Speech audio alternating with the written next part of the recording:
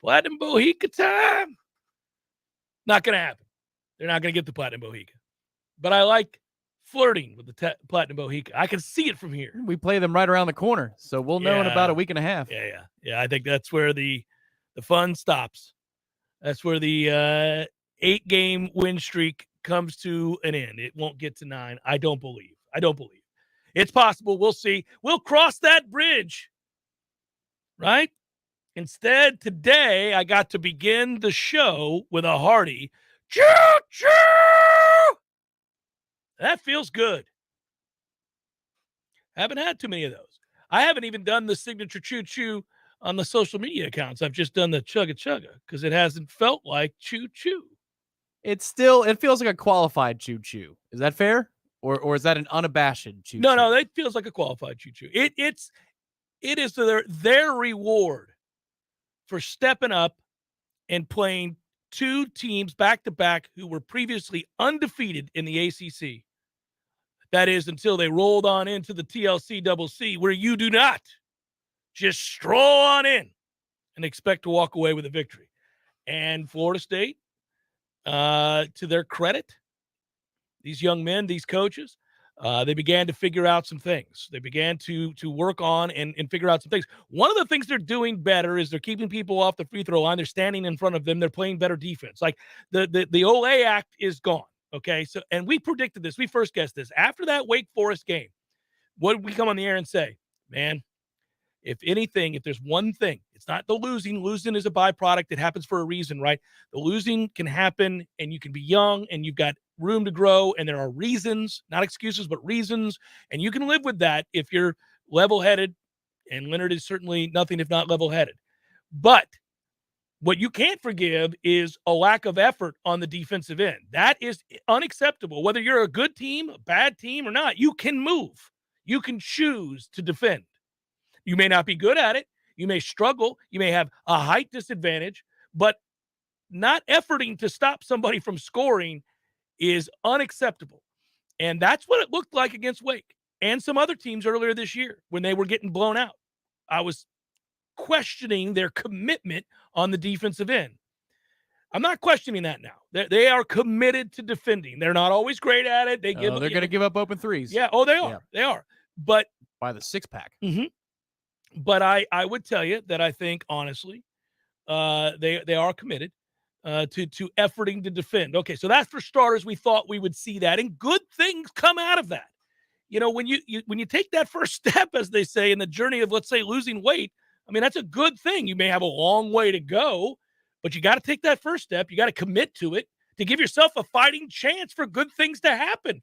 So they've committed that way now, and I do think, again, this is a terribly flawed team. They've got a lot of things they're going to have to overcome if they're in fact going to get to the NCAA tournament, let alone make any kind of a run. And I don't suspect that this team is capable of making any kind of a deep run in the NCAA tournament, but you don't know. You got to get there. And right now, this is a fun journey to kind of watch them, participate in, because great things can happen along the way. And last night, nothing short of a magical moment for a kid who has not been a great player and who has had, obviously, tragedy off the court. So that part is well known. Rayquan Evans' brother died earlier this year, and obviously that's devastating. It's devastating. There's no, I'm not going to dwell on it. There's nothing more to say about it. It's devastating. So I can't imagine what he's gone through. And I separate the personal part of all of that with the play, and I know that there's a connection, but he hasn't been a good player for Florida State. He just hasn't. And last night, to see him have a moment like that and to have a good game and to be assertive. And to hit a big three. And to hit a big three and to take charge and go to the basket and to stand up there and hit those free throws. Guys, he is a 71% free throw shooter. He's not a 97% free throw shooter. He's not a guy that, you look at the ends of basketball games over the years, certain guys get fouled, and you're like, well, I don't care if there's no time. He's hitting both. It's Steph Curry. He's not going to miss them. Whatever it might be, right? And then there are others, 68%, 72%. You're like, well, he's 71%, and most of these are taken when there are ideal circumstances. It's tied at 17 in the first half, not 0.8 seconds left to win the game. First of all, It wasn't tied when he stepped to the line. So this isn't like kicking a 56-yard field goal with the game tied. Still a great accomplishment. But if you miss, no big deal. You're not losing the game. We're going to overtime. In this case, you've got to go to the free throw line. You have got to make one. And to be honest with you, we all know the one you got to make is the first one. Because if you miss that first one, you're not making that second one. Not with the game on the line to be tied after visually seeing a miss like that. You're capable, but you've just made it that much more difficult. So that first one, and I was in the arena last night. Me and my good buddy Andy Mahoney, owner of Orange Theory Fitness, we went together and had a great time watching this game. And he stepped to that free throw line, and you could hear a pin drop. I've never been in a circumstance like that. When I played basketball, I never had to shoot a free throw with less than a second in a quiet arena. That never happened, right? I mean, I don't know. I can't imagine what that feels like. I mean, I'm nervous sitting there, not just because I want my team to win. I'm nervous for the kid. I'm like nervous for the guy. Of the two free throws, the first one was the cleaner. Oh, too. It was just drawers. Yeah, there was no doubt about it. Drawers. Yeah. And his body language, that's the one thing where, I was at home watching this particular game. And when he was fouled, there was the quote, and I saw Ira put that out on Twitter today at Irish FL, that Malik Osborne approached Rayquan. Game time. And yes, that was the response that Rayquan gave him. And Malik said, "Oh, I don't have to tell you a thing. Okay, you're ready." And you could see that. And even Leonard remarked on it. Leonard remarked on it in the postgame that he loved everything about Rayquan's body language in that moment. And on TV, they cut to him a close-up shot right away. There are times when you look in a kicker's eyes or a free throw shooter's eyes. And you go, nope. Or Sean McKeel's eyes, not in that one PGA championship, but maybe the next year at Augusta, and this putts for 65. It's not going down. You can see it. You can see it in everything about the way they carry themselves. They need to get lucky to succeed. Right. Rayquan was the opposite of that. Rayquan stepped up as if he knew this is a wonderful moment that's about to occur for me and my teammates. This is a great situation. How lucky am I to be in a position to get to shoot these two free throws so that I can get to be a part of a win like this over our rivals and provide this kind of joy for my teammates, obviously for myself, but my coaches and these fans. That's the way he stepped to the line. Now, that is so much easier to say than to ever do. Like, it's cheesy. It's a Hallmark movie. It's like that stuff doesn't happen. But that's exactly the way he looked. Like, oh, well, I'm the lucky one. I get to shoot these two free throws and tell these boys to go on home. But the best part is that capped the entirety of a game, which was a roller coaster affair. Crazy. That must have been an unbelievable atmosphere. In the beginning, it sounded like the fans were kind of feeling out the situation, and then we go on the 11-0 run, and from there, the student section was palpable through the sound bar in my home all night. But yet, at that moment, Miami takes the lead. It's an 8-0 run, whatever it is, and it looks like, oh, okay. Well, and then that three is like, are you kidding me? Yeah. Lucky, yeah. Right, and then we respond with 11-0. From that point on, that game was a roller coaster affair. It was in doubt the whole way. It was awesome. It was awesome. Just, I mean, unbelievable to watch, and we got the finish. We have so many of those, too. Like, we're starting to get really spoiled. Especially at home, yeah. You look at the home record over the last 4 seasons, insane, and you're already spoiled. But if you think about all of these razor-thin margin games, I mean, we could probably list 10 of them in the last 4 years that have come down to either a big shot to force overtime or a big shot in overtime, a defensive stand, a final second heave at the basket for the opponents that doesn't go in, goes off back iron. I mean, as I'm listing these, kind of ideas in my head, I can think of it. Notre Dame, Purdue, Louisville multiple times, Virginia Tech, North Carolina, this game last night. And we come out on the winning end of so many of those. It's unbelievable. Yeah, well-coached teams find a way to do that a lot of times, and I always bring that up because you don't win all those overtime games in a row if you're not prepared to win those games and you're not coached up, and you don't win and rattle off wins at an elite level against the creme de la creme of the ACC over the last handful of years at a rate that few can really nobody else can touch in terms of the home wins. It is remarkable unless you're well coached, and they are. By the way, I want to read that quote from Rayquan Evans. He was asked about the game and about those shots, those free throws. Moment was huge. We've been dealing with a lot of adversity, both team-wise and in my personal life.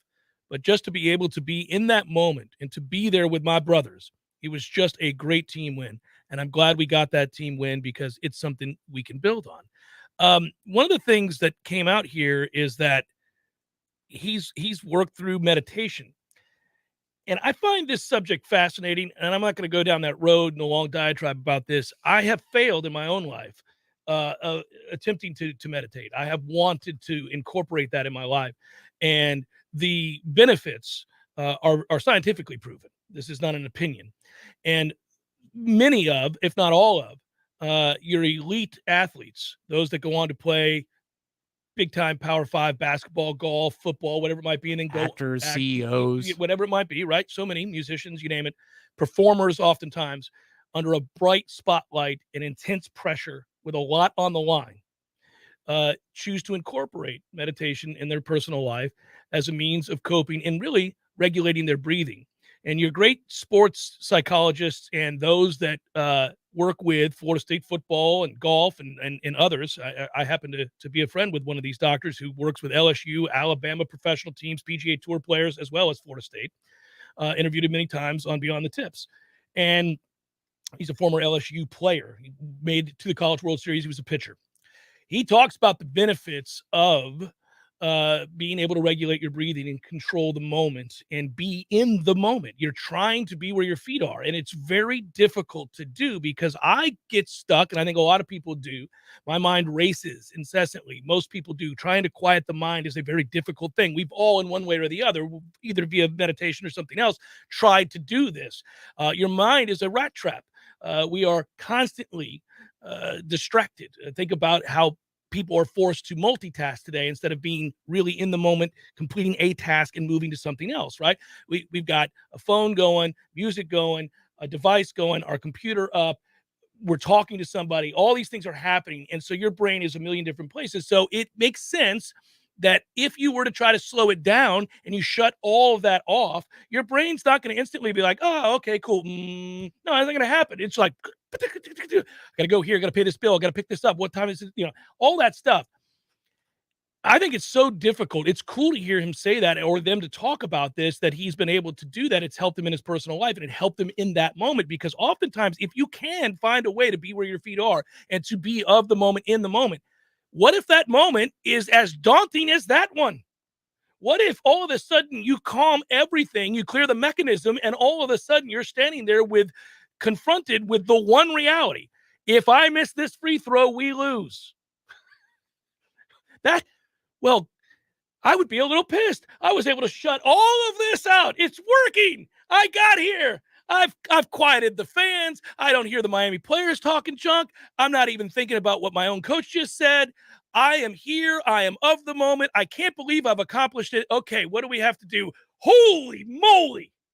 This is heavy, man. That's part of the meditation, though, is just to think of the simplicity of the task itself. I know. Even for a 71% free throw shooter in the NCAA, Rayquan Evans, you go to a shoot around and you play a free throw game, I'm sure he can make 50 in a row. I don't know about 50 in a row, but you know what I mean. I do. The greater point, it would be better than 71 out of 100 he would make if he just went to a shoot around and not in a particular game. Not in a game, yeah. But if you think about it that way, that there's just happened to be a whole lot of people here, but here's the shot. I mean, that's what he was able to do. Yeah, he fell back into the pre-shot routine, and that is big in golf. It's huge. They do it all the time, right? You see every one of these guys have the same exact, I'm not saying to each other, but of themselves. They have their same routine, whatever it might be, whatever you latch onto. One of the things, for years, Evan Longoria, for example, when he was at the height of his powers, with the Rays, I remember reading an interview, and this stuck with me because, once again, I've always been interested in learning more about breathing and meditation and all of that. Longoria said that he would step out of the box. You watch batters, they all have their routines. Nobody was worse than Nomar Garciaparra with the gloves. It was unbelievably infuriating, right? But it doesn't have to be a bunch of gyrations. For him, he said, I always stepped out of the box before seeing the first pitch. Whatever game plan I had to go through in my head for this pitcher, right? I'm sitting, low and away, I'm sitting, fast or soft, whatever it might be, right? I reminded myself of what the game plan was, stepped out of the box and stared at the left field foul pole. And he was asked, why do you do that? And he said, because every stadium in Major League Baseball has a left field foul pole. So there's no variable. Any stadium, now they may be configured differently out there, but there's always going to be a left field foul pole.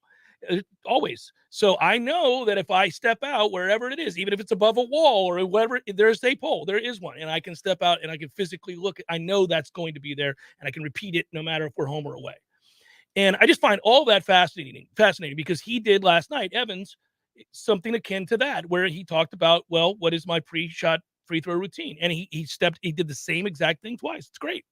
Yeah, the part of the quote that hits me a little harder too is when he mentions that he was thrilled that he could do it with his brothers on the court. You know, that word means a hell of a lot more, and I don't think I'm trying to find meaning where there isn't. Yeah, that has to be a very special, quiet moment between the team. Maybe not quiet because they're so thrilled they're celebrating, but when they all retreat to the locker room after they leave the raucous arena, which, I mean, again, for the second time in the opening segment, they deserve bravo, students.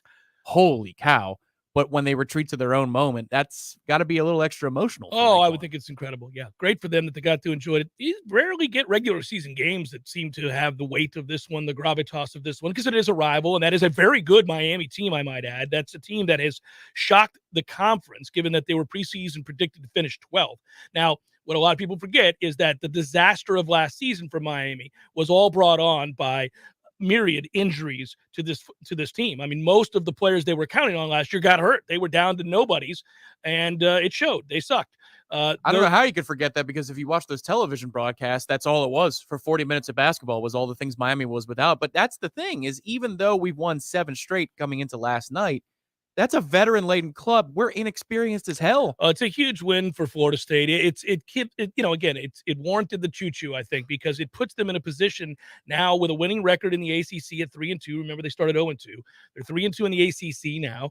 They're 9-5, which isn't gaudy, but you've righted the ship. You've stopped the free flow of blood here. You know, you've put a tourniquet on things, and you seemingly are beginning to find a little confidence. And most of the successes you see in athletics, obviously, you have to have the requisite skill set, but most of it is predicated on whether or not you step out onto the playing field, the court, whatever it might be, with a degree of confidence that you believe you can win, you can execute what you're trying to do.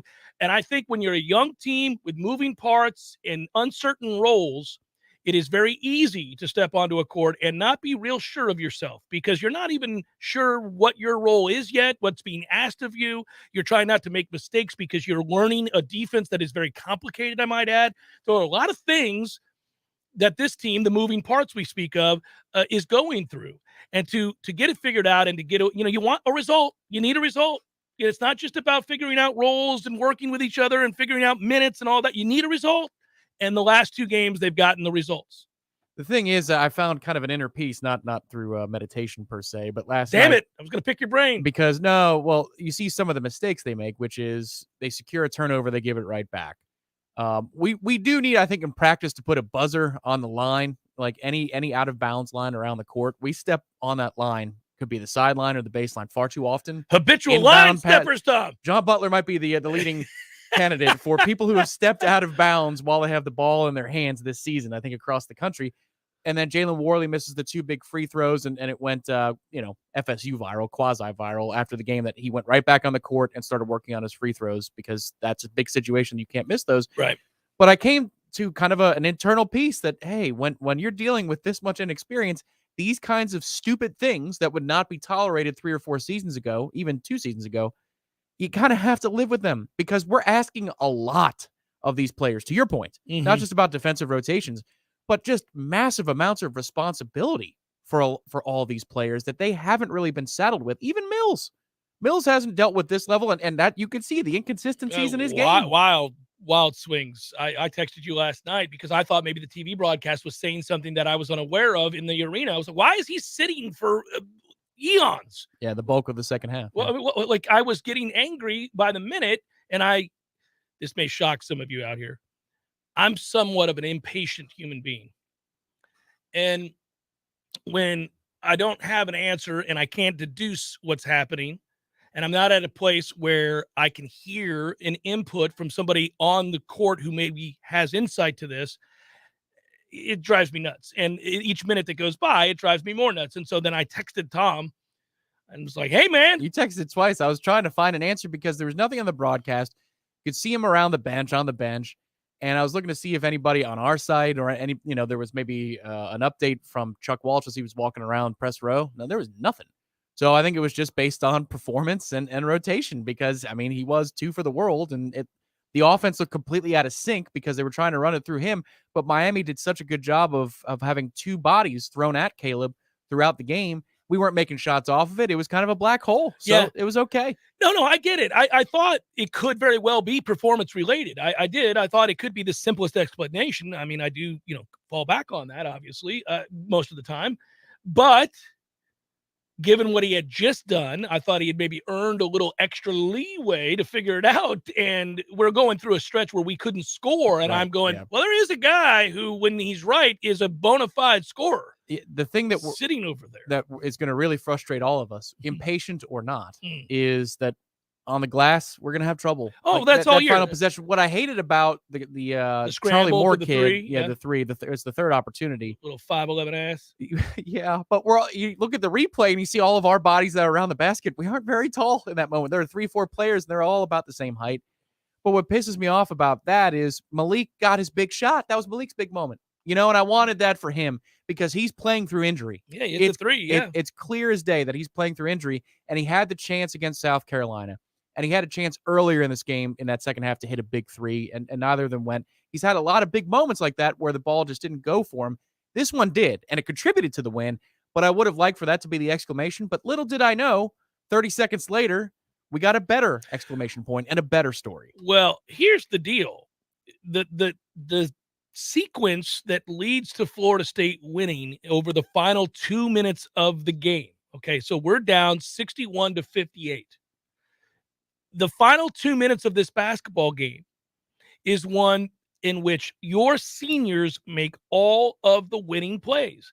Anthony Polite grabs an offensive rebound. He gets fouled. He makes the free throws. Check.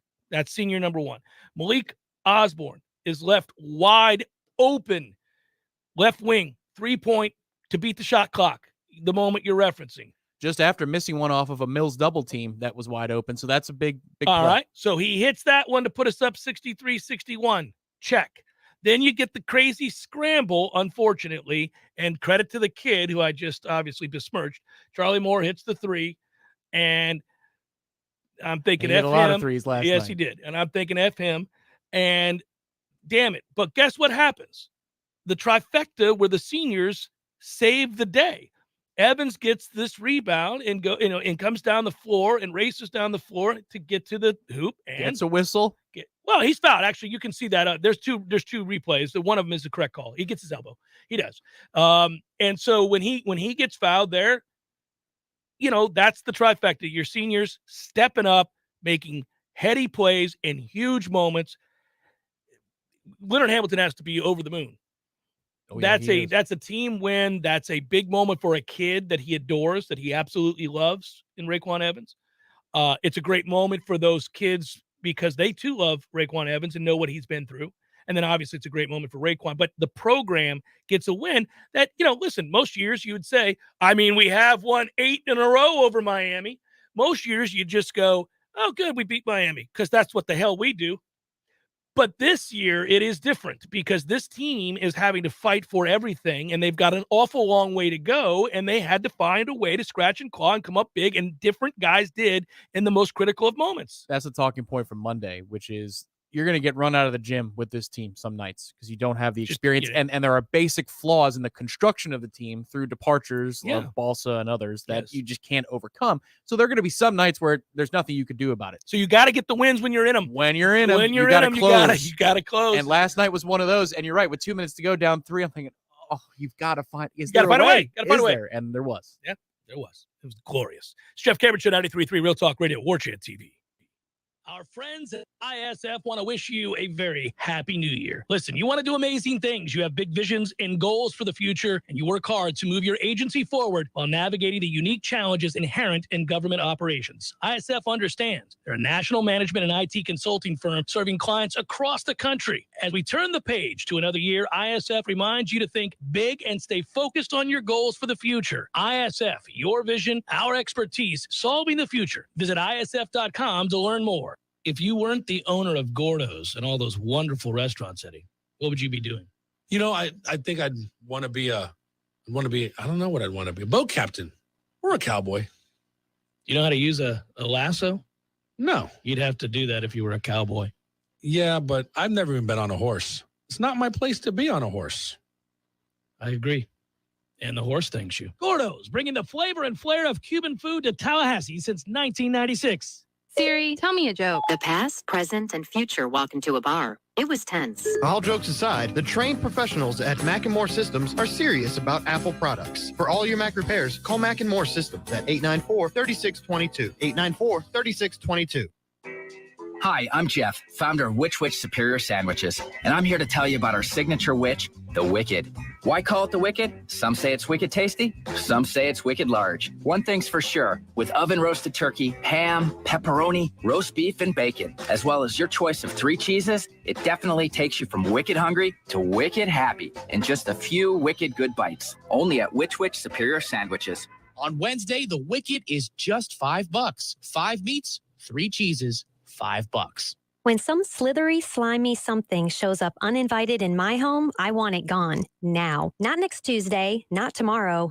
Today. Pretty sure I'm not sleeping knowing that thing is crawling around in my house. That's why I call Paul's Termite and Pest Control. Here in Tallahassee, Paul's guarantees same-day service if I call before 1. Ants, roaches, mice, wasps, fleas, whatever it is, Paul's responds with guaranteed same-day service. Pretty sure I've never heard that from any other pest company. Guess that's an advantage to being a locally owned and operated company like Paul's Termite and Pest Control. They're here and make things happen fast. We at Paul's know when you have some pest or rodent in your home, you want it out now. That's why in Tallahassee, we guarantee same-day service. You call us before 1, we'll be there before 5, guaranteed. That's our commitment to you. The health and protection of North Florida friends and neighbors is the reason we love our jobs. For the elimination of termites or any other pests. And a greener lawn, too. Call Paul's. We'll get them all. Learn more at callpauls.com. There's fun to be had every night at the Corner Pocket. Take-home prizes on Trivia Tuesdays and Beer Bingo Thursdays. And kickstart your weekend with Martini Fridays. Plus, happy hour runs every weekday and game day specials every time the Noles take the field. Watch all the best games at the Corner Pocket's Vegas Wall, featuring 560 inches of flat-screen TV heaven. Oh, really? The best food, the best drinks, and the best place to watch all the games. Tallahassee loves the Corner Pocket. Hi, this is Justin Colvin, founder of the Medicare Help Desk. I routinely speak to seniors who are overwhelmed by the multitude of coverage options available to them. That's why I created the Medicare Help Desk radio show. Tune in every Sunday at 11:30 a.m., where I provide clear answers to all your questions about Medicare. We all want more energy, more strength, more results. Well, welcome to Orange Theory Fitness as you take a step towards feeling more alive today. Backed by science, Orange Theory's heart rate monitored workout is scientifically designed to keep heart rates in a target zone, spiking metabolism and increasing energy. Orange Theory Fitness is a one-of-a-kind group personal training workout resulting in more energy, visible toning, and extra calorie burn for up to 36 hours. Experience a more vibrant life today with Orange Theory Fitness. To find out more, go to orangetheoryfitness.com. The Jeff Cameron Show, brought to you by Orange Theory Fitness. 2 Tallahassee locations, Midtown on Thomasville Road and Northside in the Village Common Shopping Center. Online at orangetheoryfitness.com.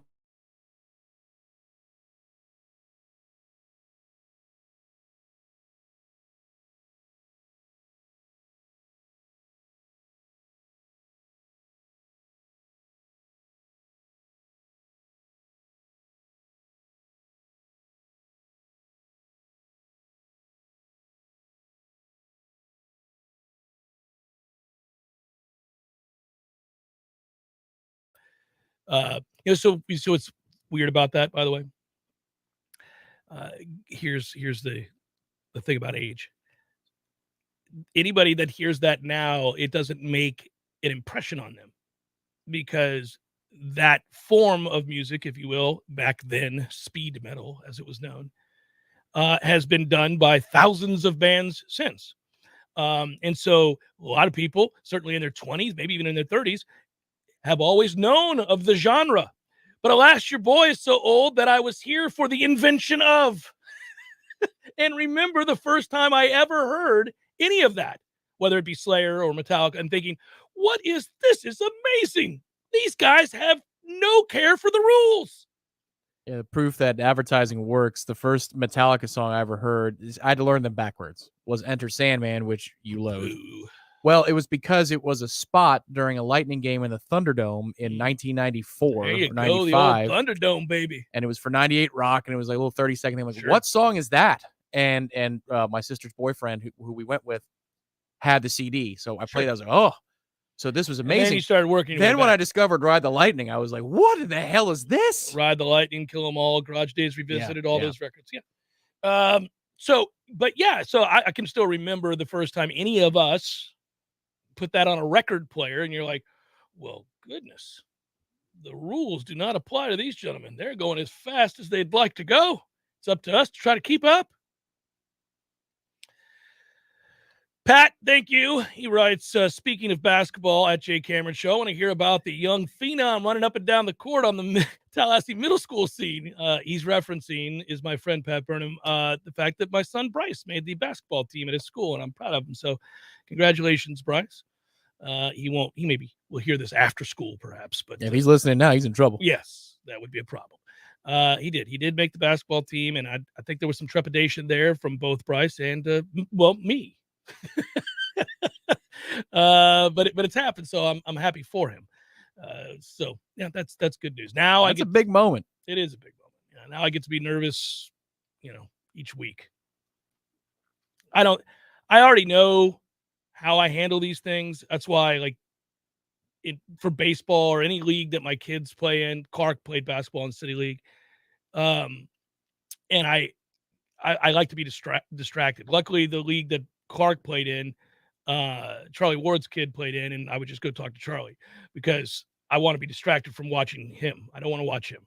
I do and I don't. So I had to dig this up from the briefcase we brought over, so to speak, from the old place, because we haven't used it on these airways, but here we go. All right, way to go, Donnie. Yeah, first of its kind here on these airways. There you go. That is good. You know that the requisite amount of time has passed between viewings of the Big Lebowski that I'm comfortable this weekend sitting down and firing up the Big Lebowski again. There you go. All right. Well, here's the thing. What's that time? 3 weeks? No. It's been over a year. Been over a year. You got to get on that. Yeah, I got to get on it. Yeah, it's been over a year. Like the 10 or so movies that remain staples, like the ones that you're going to return to time and again. And everybody's got their personal list. You got to be careful with those lists because I don't care what your 10 are, likely inferior to my 10, but whatever they might be, I don't want you to get sick of them. Yeah. You got to be careful. You can cross a line. Yep. Oh, but then you become spooky later in life. Speaking of which, over the line. There it is.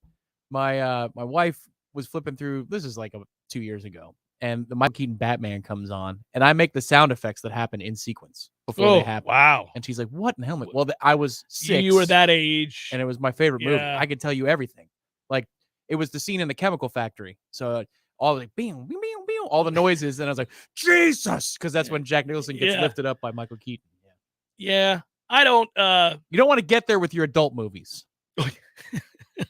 You can with Lebowski has so many incredible piercing one-liners that, and of course the beauty of Lebowski is that many views later you go back and you'll find it's something else. You're like, oh, look at that in the background. I never caught that before. There's all these cookies, all these little moments where you're like, oh, that's well done, well played. It could be a sign, could be whatever it might be.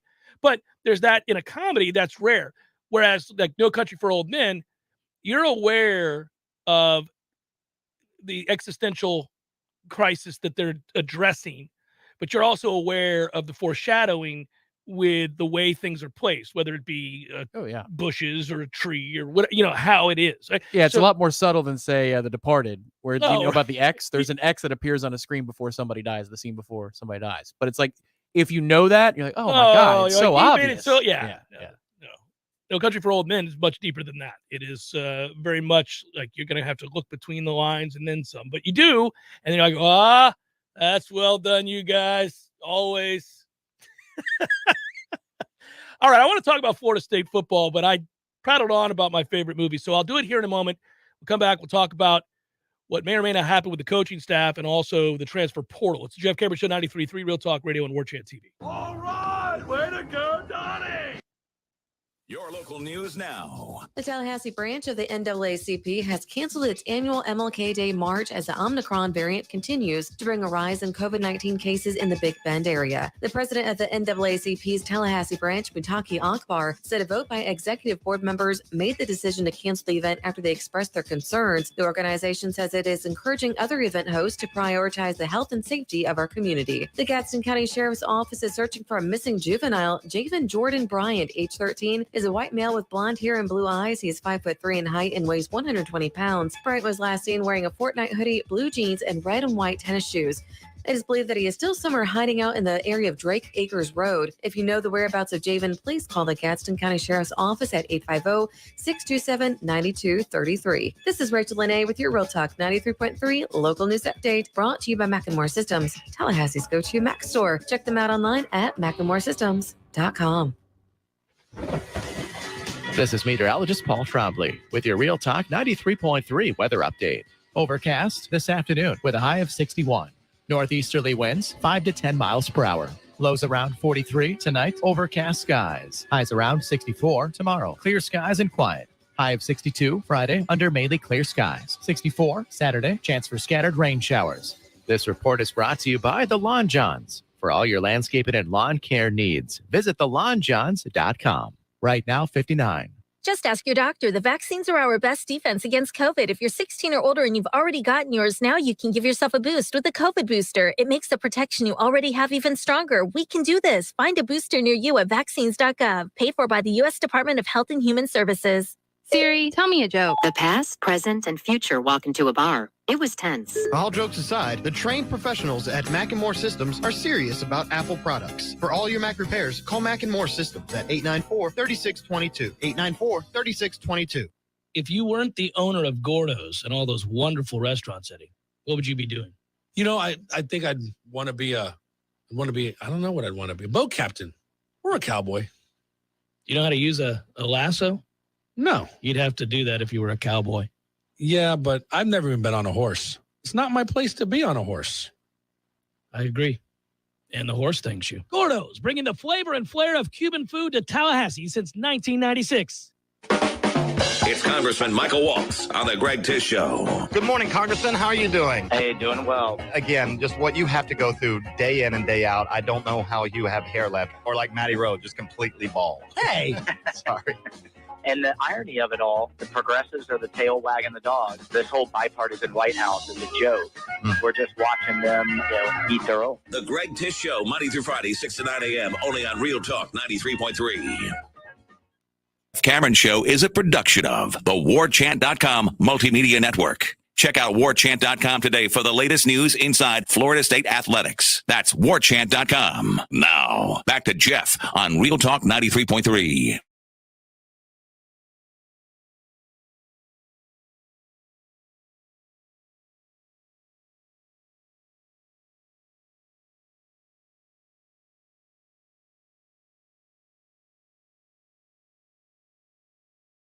.com addressed some of this yesterday about the buzz surrounding the program as it pertains to the coaching staff. And obviously Ron Dugan's contract, wide receiver coach and former Seminole great Ron Dugan's as a player, and that's why he's beloved by most Noles, but also has, I think, probably been the subject of much ire over the last 2 years as well. He's a guy that his contract is going to expire next month. It hasn't been renewed. So you can deduce logically he's being told to have a good day. Given this opportunity at the coaches' conventions that's going on right now this week to find another job. That's what's likely happening, I would think, as is the likelihood that Florida State's coaches are, at least the ones that will be here, like Mike Norvell in particular, looking for a said replacement or a way to navigate an adjustment to his staff. Gene posited that perhaps what you would see is running backs coach David Johnson getting moved to receivers coach if Ron Dugan's moves on. And, of course, he did coach wide receivers at the University of Tennessee. He did so at Memphis as well, so it's not something he hasn't done. And then at that point, you would see who does Florida State then look at running backs coach. The bottom line is when we're talking about running backs coaches, or wide receiver coaches, frankly. We're talking about a part of the staff that needs to bring in players more than they do teach the position. I quoted Jimbo Fisher yesterday, who once said, if I have to teach you how to run a ball and you're a running back and I have to teach you how to run, then I shouldn't be recruiting you. So most running backs come here ready-made. They're running backs. They learn the offense. Yeah, and you might learn a subtlety about how to sell something, right? But right. Yeah. But so what my point is, the old, what is it you say you do here? Well, if the answer is I'm a running backs coach, it means that you're not teaching guys how to run, but rather you're recruiting the guys who do. And you better go bring them in with great consistency and or whatever other position you're responsible for, or players you're responsible for, or parts of the state you're responsible for, whatever it might be. You've got to steady be bringing in people. And our current receivers coach is not doing that. In fact, he's failed, at least in terms of recruiting high school kids to come here. Well, and in reading that update from Gene on the Warchant boards, members can see it. But, that's some of the perks of being now part of the Warchant family, right? And being a member is that we can talk about these things. That final sentence or two is the biggest part to me, where it says that Michael Alford has clearly increased the piggy bank for Coach Norvell's staff, right? To expand, to make sure it's fortified, it's competitive. Good. It seems like the new AD has taken the reins and said, we need more money in the football program. So here is your allowance, Mike Norvell. It's gone up. You've gotten a raise in terms of spending elsewhere. Love it. Reading that quote is that there have been rumblings that new AD Michael Alford has significantly bumped Mike Norvell's budget to beef up the staff. That's how that reads, and that is a great thing too. Critical. Yes. Yes.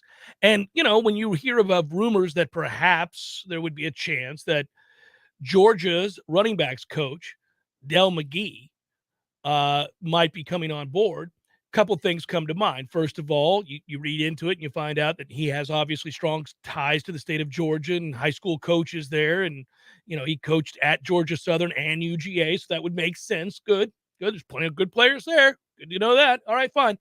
But you would ask yourself, why would one leave the reigning national champions to come to Florida State? Well, usually the answer to that question is an increase in pay, first and foremost, is something that would have to be on the table for him. And then secondarily, usually it's because it's not a lateral move, but rather one that holds more responsibility, such as a co-title, being a co-offensive coordinator or whatever that might be. That is why a guy of that stature would leave a program of that stature to come here.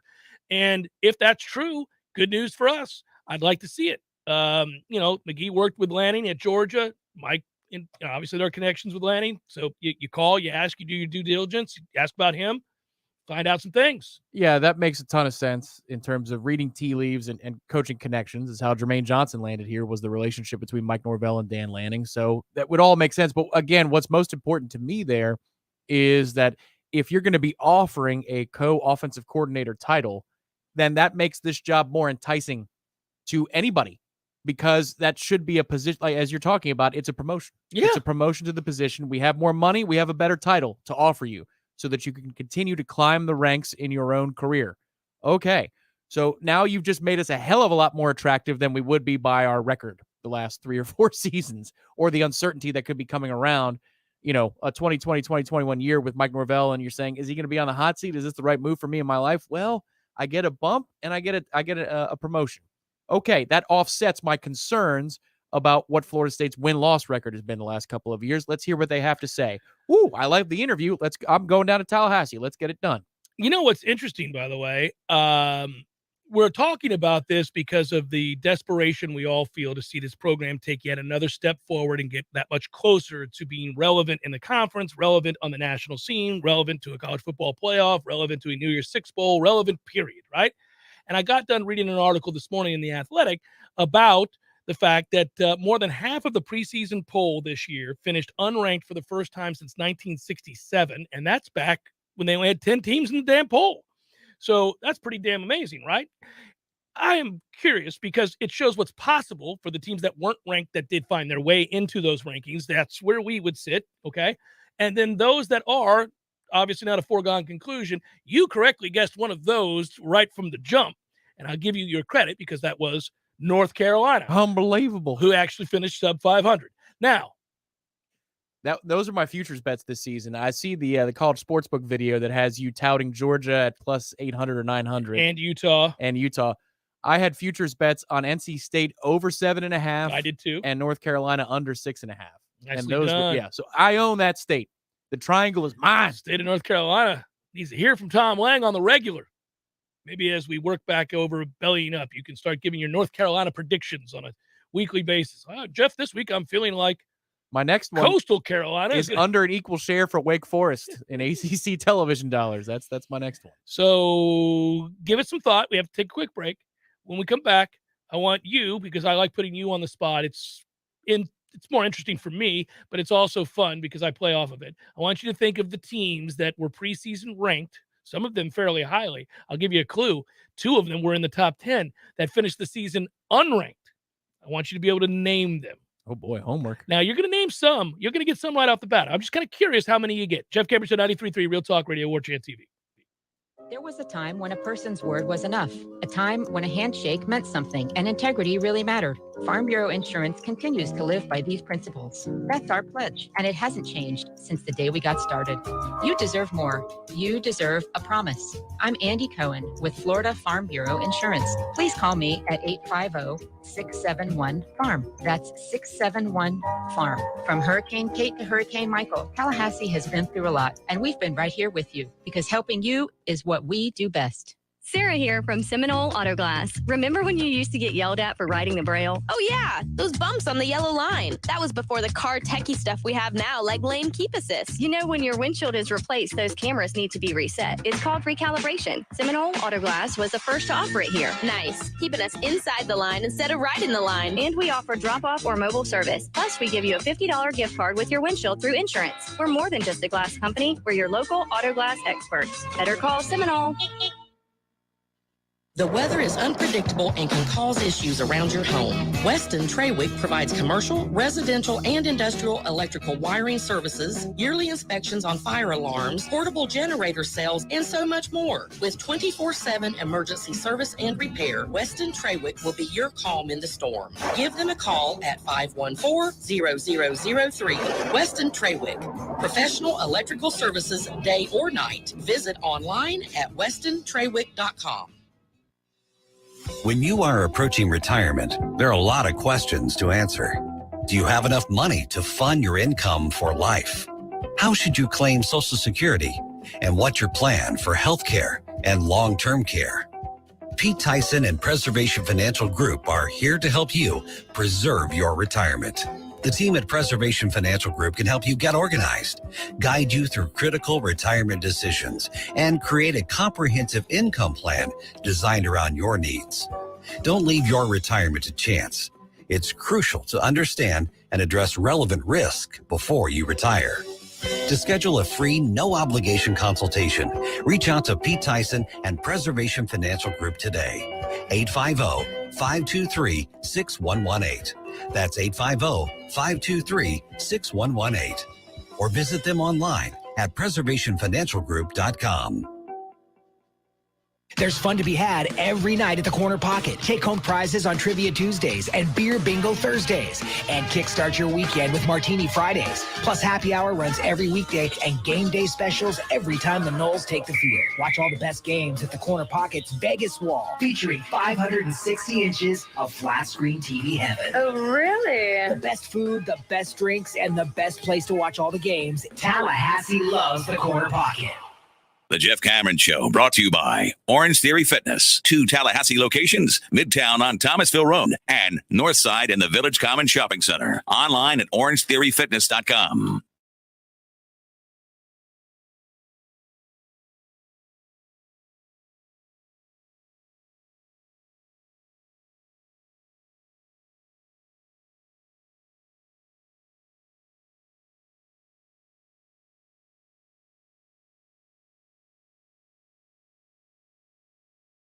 As we look back on the season that crowns Georgia your national champions.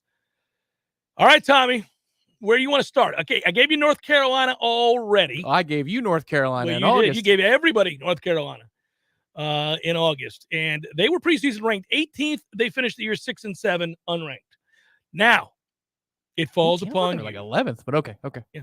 Well, we can quibble about a 10th or an 11th. No, but- I just Jimbo A&M. That is correct. They were preseason ranked 6th in the country. They have thrown billions of dollars at their football program and their football coach, and they finished the season unranked. That'll hurt your feelings. Next. Clemson? Clemson was ranked. Clemson ended up having a fine season. I think they went 11-3 when it was all said and done. Didn't look good doing it, but they did. Okay. I'm kind of out of obvious guesses already. Oh, Iowa State, buddy, who I love to rip because people prattle on about their illustrious head coach. They were preseason ranked in the top 10, which screamed to me to be bogus. I thought shenanigans and many other things. They were 7th in the country at the start of the season. They finished the year 7-6, unranked. Yes. LSU? LSU, that is correct. Okay. They finished sub 500. They were preseason ranked 16th. Was UCLA preseason ranked? UCLA was not preseason ranked. They were on the cusp of being ranked, but they were not. USC, however, was oddly preseason ranked. No. They finished with a strong 4-8 count. Washington? Washington is correct. All right. I first warned everybody that Coach Lake didn't seem destined to remain as head coach at Washington. I have a soft spot in my heart for that university. Unfortunately, I turned out to be right. They were preseason in the top 20. They finished 4-8, and he got fired.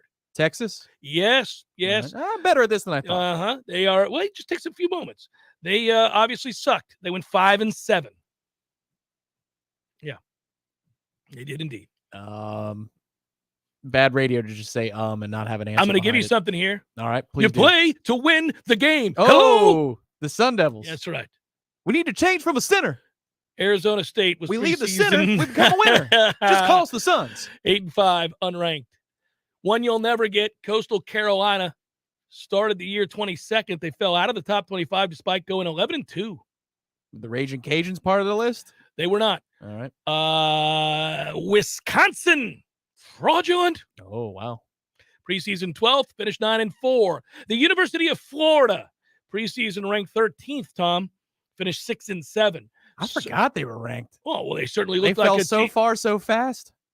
When they narrowly lost to Alabama and had the Tide on the ropes, they not only improved their ranking and didn't fall, but moved into the top 10, only to finish 6-7 unranked. The University of Miami is another one at preseason top 14. Remember, we get our quarterback back. I'm like, maybe. Yeah. We'll see. Yeah, 7-5. Quarterback was holding the clipboard all season long. You didn't know it until about October. The one that fell from the highest platform would have been Indiana, who, for whatever reason, had a great COVID season. The coach is beloved because of his aw shucks sort of demeanor. They ranked Indiana, did the pollsters, in the top 20. I remember raising an eyebrow about that. They finished 2-10. They were a 2-10 football team. Was Nebraska ranked? No. Okay. No. All right. They didn't go that far. Penn State was. And grand opening, grand closing, they lost 6 times this year. 6. And he just got his Jimbo contract. Yeah. They were preseason top 20, finished out of the top 25 by a You lot. owe me everything. I owe you nothing if I leave contract for James Franklin. Well, they didn't finish in the top 25. So the teams, again, just as we put a ribbon on it and move on, Texas A&M, Iowa State, North Carolina, Wisconsin, Florida, Miami, Southern Cal, LSU, Indiana, Penn State, Washington, Texas, Coastal Carolina, and Arizona State. After this big haul in the transfer portal, and maybe some more names to come, is Florida State ranked at any point next season? Just 1 week? Yes. Okay. That's music. I have other tidbits that are interesting about this season that was. Jeff Cameron Show, 93.3 Real Talk Radio, Warchant TV.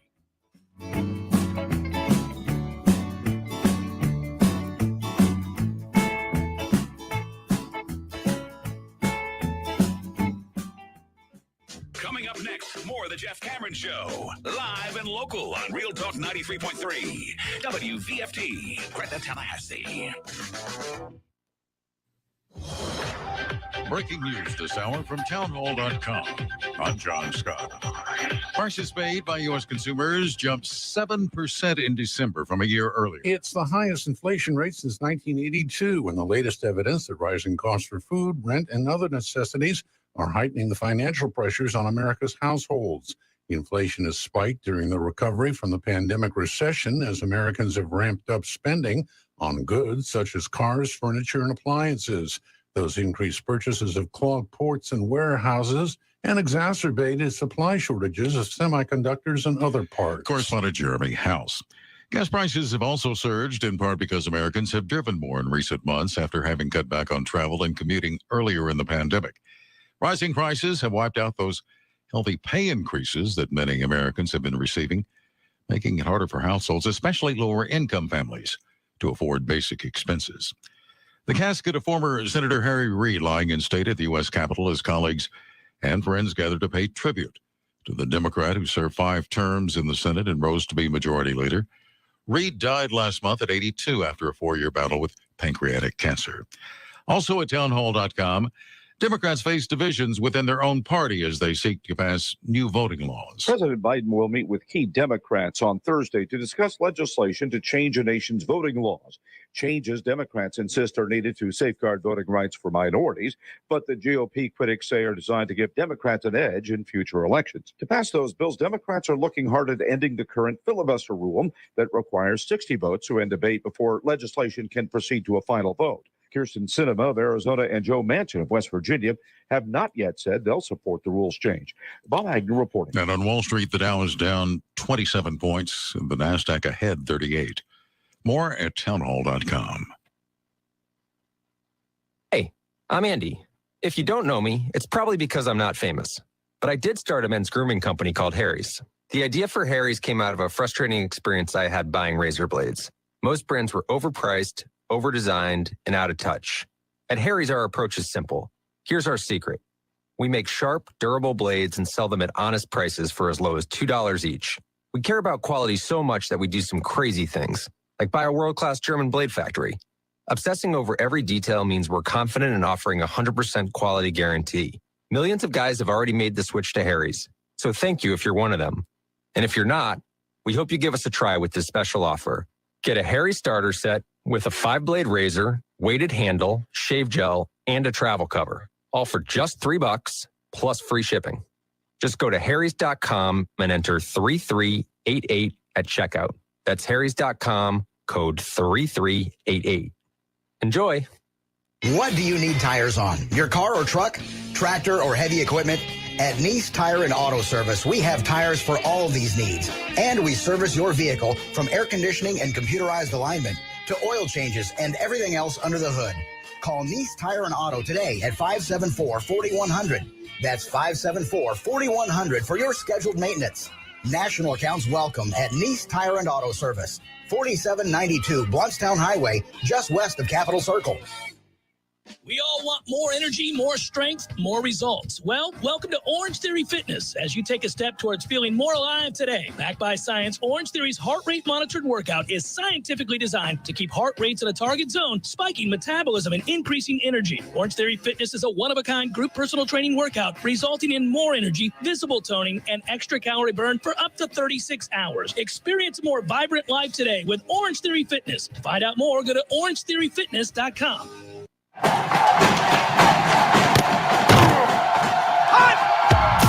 Broadcasting live from Florida's capital city, this is the Jeff Cameron Show, brought to you by Orange Theory Fitness on Real Talk 93.3. Now, stop what you're doing and listen closely. It's time for the Jeff Cameron Show in 5, 4, 3, 2, 1.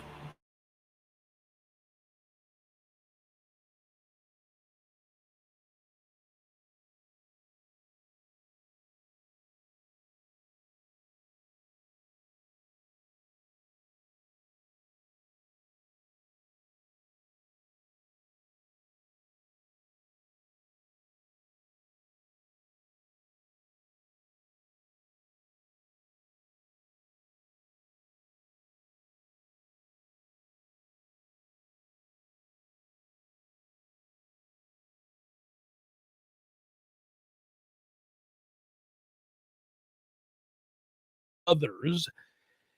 If you're listening on 93.3 Real Talk Radio, we appreciate you. That'd be radio. Say the word. And if you're watching on Warchant TV, we appreciate you as well. Like, subscribe, spread the word, share the video, let people know of the greatness. Please. I mean, if you're just telling them the truth, about how great it is, then you're just telling them a fact. You do. I saw where a certain Cub, former Red Sox and everything else, has called it a day. Did you see this? That's a career. That's as lefties go, 200 wins. Lester? Yeah. Oh, Sorry. wow. I should mention. I just assume everybody knows. I was going through the Rolodex. I'm Yeah. like, wait a minute. David Ross retired from managing? No. No, Lester retired. 200 wins, 3 titles. That's a good career. Not a Hall of Fame career, but that is a good career. A really good career.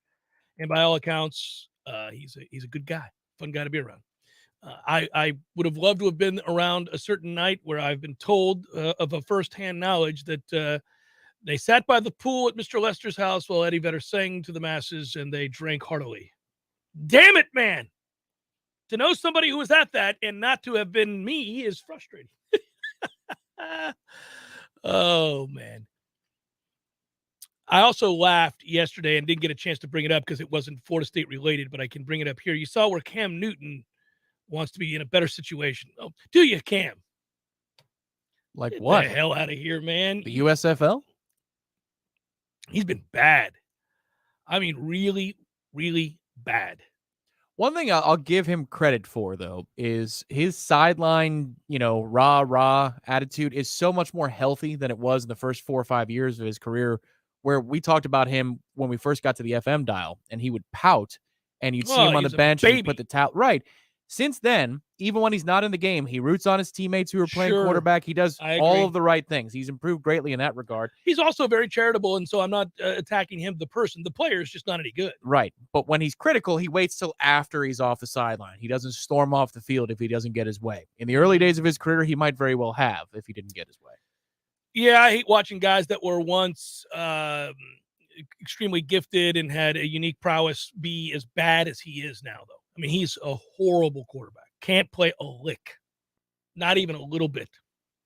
So when it's just, and I keep thinking, well, good God, man, why do people keep signing that dude? Can't play at all. Not even a little bit. You'd rather have Blaine Gabbert. You really would. I'm telling you. And that, think about how upset you'd be if you had him as your starter. Now imagine it could be worse. You could have Cam Newton. All right. By the way, 2021 season, 51 wins by unranked teams against ranked teams. There have only been 2 other seasons in the history of college football where that's the case, since they've been keeping track of stuff like that. That's amazing. Were they both in the 50s? No. There's one that happened recently, 2008.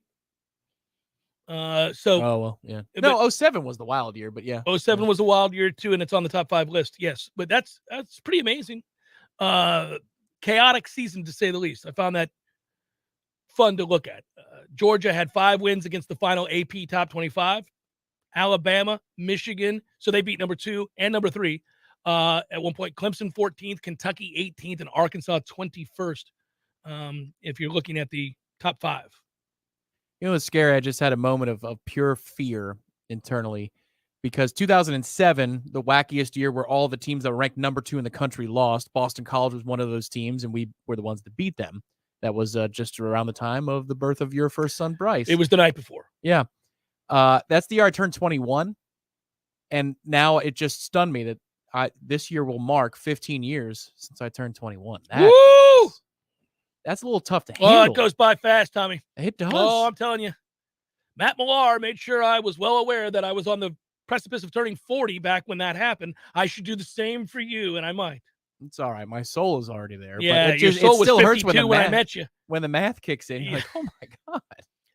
Of the 25 teams in the final AP poll, Wake Forest and Pitt had gone the longest without finishing ranked. Can you guess the last time prior to this year that the season ended and Wake Forest was ranked? 1958. 2006. Oh, okay. They played in the ACC championship game. I mean, come on. Well, they might not have been ranked in those days. That was the BC Wake game. Can you name the last time that Pitt had finished a season prior to this year ranked in the top 25? 1992. 2009. Okay. You have precious little respect for either Wake or Pitt's That's program correct. history. I have gained more respect for Pitt since they've gone back to the mustard Oh, the rather than the uniforms gold. are glorious. Yeah. I like that. They are much more enjoyable to watch. Like, literally, when I turn them on, I'm like, oh, my retention rate on that game will be an extra 3 plays Yes. just because of their uniform. I agree with that. It's the Chargers. The Navy and gold, like, you're not Navy. Go back to what you did well. Man, I'm kicking myself. This past summer, we went to Pittsburgh, and I told you we went to campus, and I love that campus. It's right in the heart of the city. I go walking onto campus, and we're right by the arena there, and we walk in, and they have the bookstore in essence, and there are so many sweet Pitt pullovers and T-shirts with that powder blue with the mustard. Script writing, sweet as hell, because they were all cap block writing. I had 2 in my hand. I was buying them just because I liked the look. And my wife goes, what are you doing? What are you doing spending $40 on that stupid pullover? It's Pitt. I was like, but it's sweet looking. She's like, you're not going to wear it? Like, I was shamed into putting it back. Wow. Normally, you know me, if I really want something, I'm like, well, tough. I'm Yeah. getting it, but Right. her logic made sense. I was swayed by the moment. I was wooed. But that's, I mean, the helmet was It's awesome. hideous. Yeah, the but old now it's one, fine. It's great. it's like angry people in the chat. It's like all caps. It's Pittsburgh. And you're like, no, man, you're not Pitt. Longest, Give me the cursive. longest Power 5 final poll droughts belong to Power 5 teams that have not been ranked since. Who are the longest droughts? Another year has passed, and they Okay. again finished outside of the top 25. One of them is going to shock you. It is an ACC team, and you are going to be stunned. Okay. I don't know about stunned, but you'll be surprised. Vanderbilt has to be one, right? Last time, not on the list. Remember, they had that one good season under your boy who just got the contract at Penn State. Oh, okay. Yeah. All right. Yeah, James Franklin. Yeah. That was before he ignored all the raping Right. at Vanderbilt. Mm. Yeah. Shoot, man. I don't even know where to begin with this. ACC team. Just name the ACC. There's 2 ACC teams on this list. Name the one that I think is surprising. Okay. I can't right now. I'm drawing a blank. The answer is Virginia, Tom. What? Virginia has not been ranked at the end of the season since 2004. Oh, I misunderstood the question. Okay, at the end of the season. At the end of the season, the longest drought of finishing a season without being ranked in the top 25. These teams, I've got the list in front of me. 2 of them are ACC teams. Virginia has not been ranked at the end of the season in the top 25 since 2004. That does not seem right. That's amazing. No, that seems right. Yeah, at the end of the season? Yeah. Maybe an October ranking here or there. The other is Boston College. That figures, yeah. 2007, they were ranked in the top 25. The Playing in the aforementioned ACC game. title We game. talked about it. Yeah. Man, it breaks my heart to know that because our boy, Pastry and Wine, never got it done. Never got the job done, and he had chances. He did. He came close twice. He was about as close as anybody. He was knocking on the door. As close as anybody not named Auburn to beating that 13 team.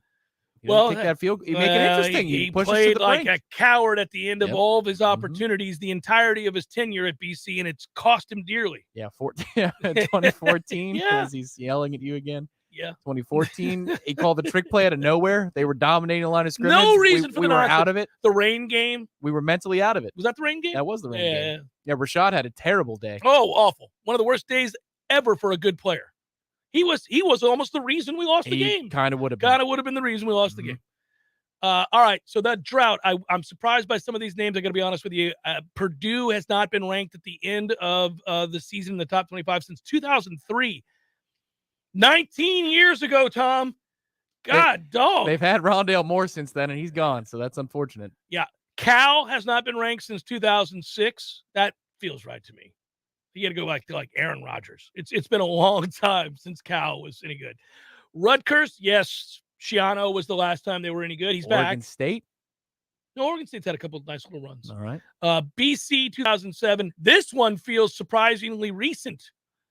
I can remember it, and when I think about juice, then I realize maybe it's not as far back as I realized. But Illinois has not been ranked in the top 25 since 2007. Yeah, that feels right. That dead on. There's one very glaringly obvious one that we should bring up that has not finished in the top 25 since single digits at the beginning of the century. Maryland? Kansas. Oh, well. It's been a tough run at Kansas, Tom. Epically bad, historically bad run at Kansas. They did make the Orange Bowl that one time. Fat Man Gino. Yeah, he did. With the picture next to the orange. Who's nervous. Took it to the Orange Bowl. Then years later got into an argument about a parking space and got himself fired. Strange. Texas Tech in 2009. They finished the season in the top 25. Haven't since. There you go. Interesting little top 25 nuggets for you. So why do I bring Harold, Michael Crabtree. Crabtree? So here's the whole... Oh, by the way, if we're going to do that, the hands or the catches, the clip. Oh, either one? All right, I'll go hunt him down. Can you believe, and I can, but when he was traded, because remember he was holding out in Washington, when he was traded from Washington to San Francisco, everybody thought that, Trent Williams is pretty much done. Right. He is the highest rated tackle in the NFL. He's going to be first team All-Pro again. Dude's getting old, and he's still dominant. This is funny. I was looking at advanced numbers or just metrics that are evaluating players by position and then where they would fit in a hierarchy of players. I guess it would basically player rankings and how they impact the team. And the methodology was explained. I'm not going to get into it, but as I went through the list, you could quibble with how they did it, but the list seemed fairly accurate in terms of just what we saw play out this year on the field. And it does a good job of so if a right guard, let's say Quentin Nelson has a healthy season and dominates every matchup that he plays in, he would rightfully then be recognized as such as a top 10 player in the league, as opposed to just going to sexy, quarterbacks, running backs, receivers, that kind of thing. Trent Williams, by one metric, was the best player in football this year prior to getting hurt. Dude's 1,000. And he's got quick hands. Very quick hands. Well, I'm the best corner in the game. When you try me with a sorry receiver like Crabtree, that's the result you're going to get. Don't you ever talk about me. Who was talking about you? Crabtree. That wasn't the clip you meant to that was play, the wrong clip. but it does make me laugh every time I hear it. And he just was put on IR again, so he had the one pick with the Bucks, and that was it. That is that. I got to find the Trent Williams. I do have the other Crabtree clip, though. This is an all-timer. Rob Moore, the wide receiver coach, has been blown away by Crabtree's hands and his ability to suck in these balls. Oh, my God. I remember exactly where I was when he said it. Just thinking, oh, no. And I felt you can hear the color analyst chuckle and then try to proceed and keep it together. Rob Moore, the wide receiver coach, has been blown away by Crabtree's hands and his ability to suck in these balls. We're so juvenile. Come on, Iron Eagle. You got to do better, man. I am really stunned the color analyst didn't go phrasing, Ian. Phrasing. What in the world? Like, did you have to go crazy for it too? Oh, yeah. Did you have to up the ante? Could you just not say it and say it monotone and we move along? A little Pat Summerall, maybe, in your delivery instead of sounding like Paul Heyman? It is so good. I love it. Oh, there you go. Oh, do we have that clip? It's somewhere. Oh my God! It's an all-time clip. It is. I know. It's probably my very favorite clip, partly because you were there producing the show, hungover, and you had to keep it together. And that is the mother. I mean, how about for Friday? We'll run that one on Friday repeatedly on a loop. Okay, all right. I mean Jalen, you are right to bring this up. It is one of my favorite of all time. We'll put up a warning, all of it. Yeah. That was a Friday morning to remember. Preston, good job. It went from angry and bitter Tom to what in the world? What is this gift I've been given? Well, every time we play the clip, he finds out about it.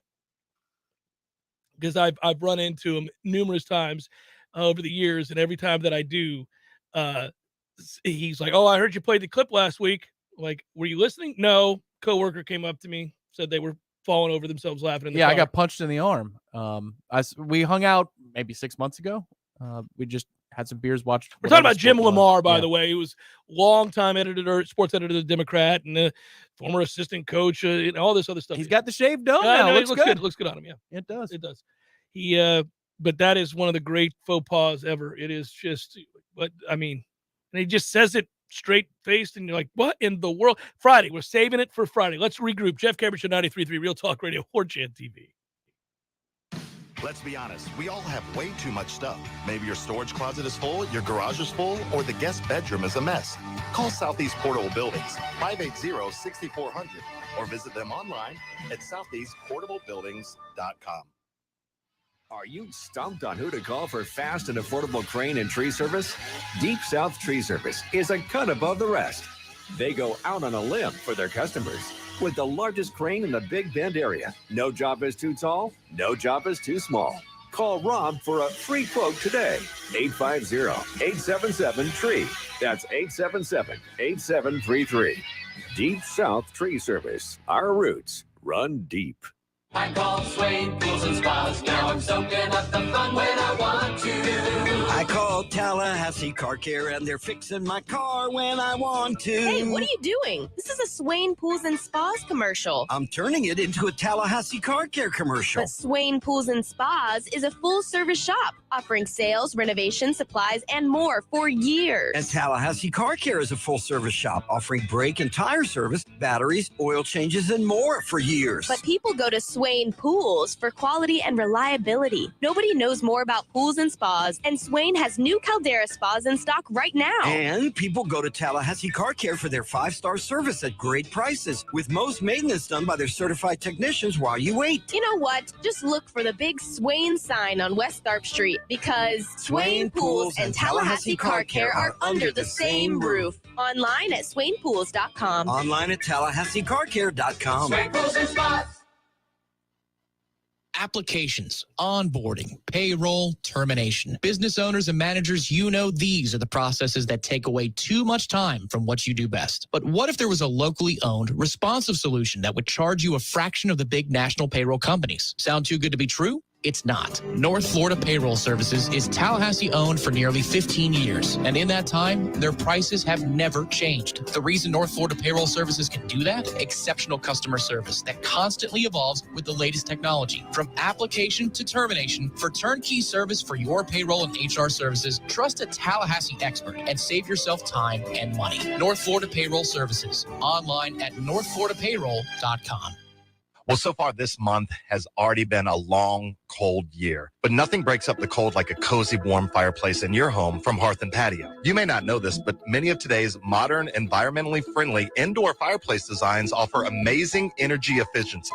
And when you get a new fireplace installed by Hearth and Patio, they will also service the equipment to make sure it lasts for years to come. Something else you may not know, Hearth and Patio can also repair your existing fireplace. I'm going to read you a recent review from a real customer. Donna says, our gas fireplace stopped working at a time when we experienced our coldest weather. I called other companies, but the earliest they could send someone out was 10 days. Then I called Hearth and Patio, and they had a technician at my house the next day. He not only was friendly, he fixed the problem and never tried to sell me something I did not need. It was so refreshing. I would not hesitate to call Hearth and Patio again. So the moral of the story is, when you need a fireplace repaired, replaced, or installed, just call Hearth and Patio at 727-4282 or find them online at hearthpatiotallahassee.com.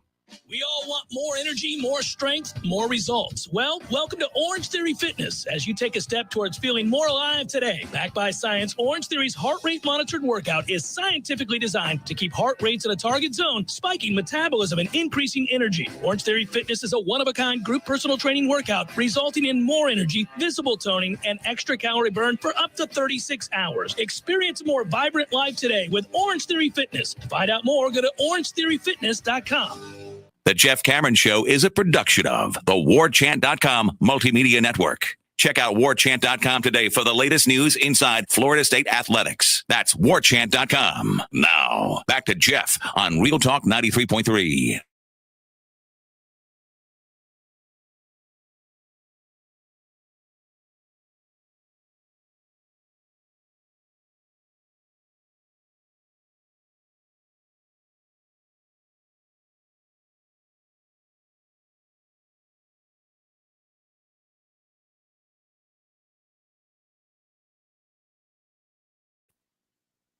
the win last night and some of the great moments for the veteran players, where I talked about obviously Rayquan Evans. Happy for the young man. Really, really am happy. And frankly, if I'm going to just be selfish here, I hope it sparks much more productivity, because he has been fairly useless prior to last night, and it's good to see. 11 points, 4 of 8 from the field, so he was very efficient. Hit a big three.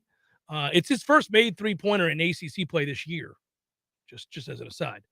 And then obviously those 2 free throws with under a second to play, 4 rebounds, 2 assists, 2 steals. He actually had a game, like a complete game. And good on you, Rayquan. I'm happy to see it. Even when I'm critical, it's not an attack on the person. It's just the attack on the play.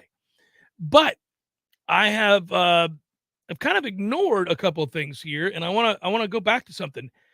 Tell me you're not in love with watching John Butler shoot a three.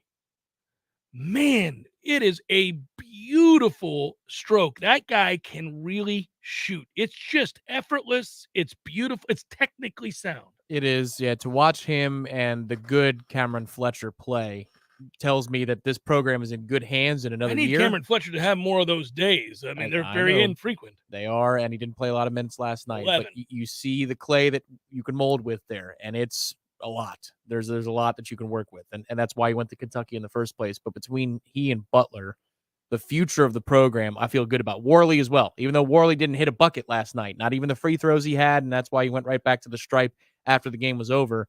I feel very good about those players moving forward. I do too. The hope is they get more consistent on the fly. But Worley I bring up a lot because I look at the ratio between the minutes that Evans gets and Worley gets. And last night it was a big disparity. 28 minutes for Rayquan Evans and just under 12 minutes for Jalen Worley. Well, that was the right move. It was the right move. Last night it was. We were moving towards a different place going into the game. So I find that fascinating, by the way, because we were moving towards a place where Worley was going to begin to usurp some of Evans' minutes, which I was all in favor of. But Rayquan, to his credit, had himself a night, stepped up, and good for him. Really good for him. I'm happy for him. And I hope it leads to a more confident young man night in and night out. Because he does, if you think about it from a body type standpoint, he's a problem for people. He's 6'4", he's long, he's physical. Like if he plays with confidence and believes, we've seen stretches where he was actually 2 years ago, there's a stretch of 5 games where I'm like, okay, he's a player. And then he fell off a damn cliff, and we've never found him. Also find it interesting that this is now our second full-length basketball segment, and Matthew Cleveland hasn't come up yet, and he had a nice night. So very nice night. I rolled the ball out there because he was going to be next. And, yeah, he's a one and done. I mean, get the most out of him. Get the most out of him for the next 2 months. I'd play the hell out of him. He had 22 minutes off the bench. I'm playing him 30-plus a night. That dude is a baller. 15 points, 5 of 7 from the field. Hit another 3, by the way. That's starting to come around. 4 of 5 from the free throw line. 4 boards. 4th straight double-figure games since he returned from COVID. Yeah, it's slowing down for him. This level is slowing down. It is. He's got it figured out. And every time he looks good doing something, I go, damn it, man, slow your roll. You could use another year of seasoning. Come on back. You remember when this happened with Patrick Williams as the year went on? It took Patrick a little longer. Like by the midway point of the season, we were like, that's trending in a direction that has me concerned. Yeah. And by concerned, I mean he's playing too well. And then by the time we got 3/4 of the way through the season, I came on the air and went, oh, he's gone. I remember the road game at Cameron, and he was kind of testing. Skying over people. He was, but he was kind of testing his skills, and sometimes he failed. Remember, he got too quick? He failed miserably, but there were some times that he succeeded wonderfully, and you go, oh, all right. So now he's in a place mentally where he can go on the road to Duke, down, yeah. play the Blue Devils in their building, and work on things. That tells you that he's aiming for higher heights than just the ACC. It reminds you, I do everything as a golf analogy just because I work in that field and love the sport. But, I mean, honestly, it's like when guys are really good players and they play PGA Tour events to ready themselves for a course that's a major, and they try to hit certain shots, not the shot that might be the one that allows them to score better in this situation, but rather it's a shot I'm going to have to hit when I get to Augusta or wherever, right?